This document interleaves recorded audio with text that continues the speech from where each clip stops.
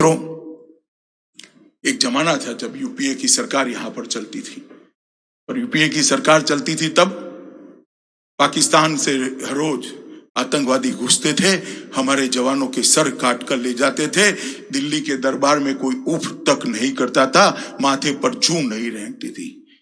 आप लोगों ने नरेंद्र मोदी जी को 2014 में अधिकार दिया, भारतीय जनता पार्टी की सरकार बनी, उरी और पुलवामा में आतंकवादियों ने हमला किया, मगर इस बार स्थिति बदल गई थी। प्रधानमंत्री नरेंद्र मोदी थे, भारतीय जनता पार्टी की सरकार थी। कुछ ही दिनों में सर्जिकल स्ट्राइक और एयर स्ट्राइक कर पाकिस्तान के घर में घुसकर अपने जवानों के खून का बदला लेकर अपने नर बांकुरे वीर बांकुरे वापिस आए और दुनिया भर के अंदर एक संदेश भेजा कि भारत के जवानों का खून सस्ता नहीं है।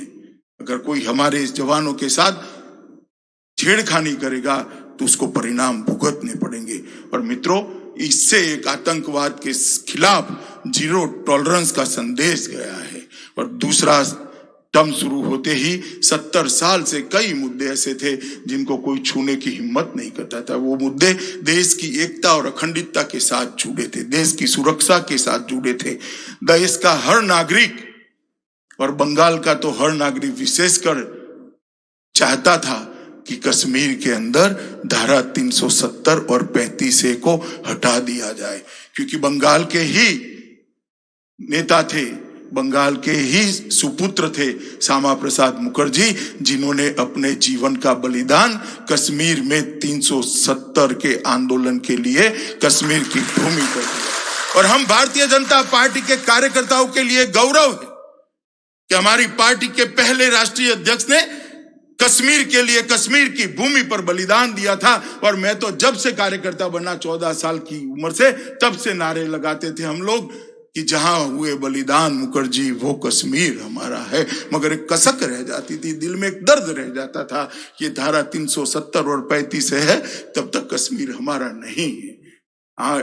और मित्रों, मोदी जी ने अगस्त महीने में 2019 में संसद के अंदर बिल पारित कराया और धारा 370 और 35A को उखाड़ कर फेंक दिया और आज कश्मीर भारत माता का मुकुट बनी बना। हमेशा के लिए कश्मीर के साथ भारत का जुड़ाव करने का काम नरेंद्र मोदी जी ने किया है। और मैं मानता हूं, जब भी देश की एकता और अखंडता के लिए कुछ भी लिखा जाएगा, मोदी जी का एक कदम बुरी बुरी प्रशंसा के साथ किसी भी कटु आलोचक को भी लिखना पड़ेगा कि धारा 370 और 35A को हटाने का काम ये भारतीय जनता पार्टी की सरकार ने किया।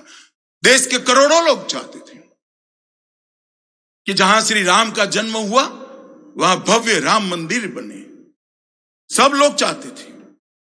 कई आंदोलन हुए, 150 साल पुराना केस समाप्त नहीं होता था। कांग्रेस सरकार की नीति थी केस को लटकाए रखो, तुष्टीकरण की राजनीति करते रहो, मसलों को उलझाते रहो, दंगे होते रहते हो। मोदी सरकार आई, सटीक आर्ग्यूमेंट्स कोर्ट के सामने रखे गए, परिणाम आया।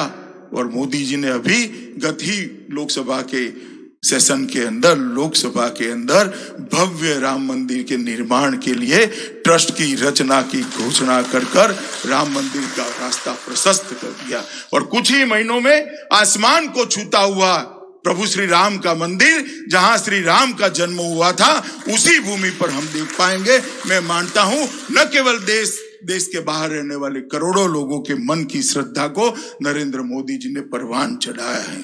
3 तलाक का मामला था, फिर तुष्टीकरण की राजनीति, वोट बैंक की राजनीति, करोड़ों मुस्लिम माताओं बहनों को अन्याय होता रहा, सालों तक अन्याय होता रहा, इसको छूने की कोई हिम्मत नहीं करता था। सुप्रीम कोर्ट का आदेश आया था शाहबानू के केस में, कांग्रेस सरकार ने आदेश को पलटा, कानून लाए और ट्रिपल तलाक को चालू रखा।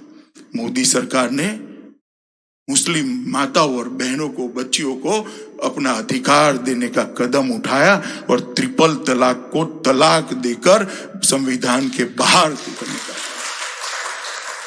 मित्रों, ये ऐसी ऐतिहासिक घटनाएं हैं जो हमारी राजनीति के अंदर, देश के लोकतंत्र के अंदर तुष्टीकरण की राजनीति करने वालों ने सालों तक नहीं की।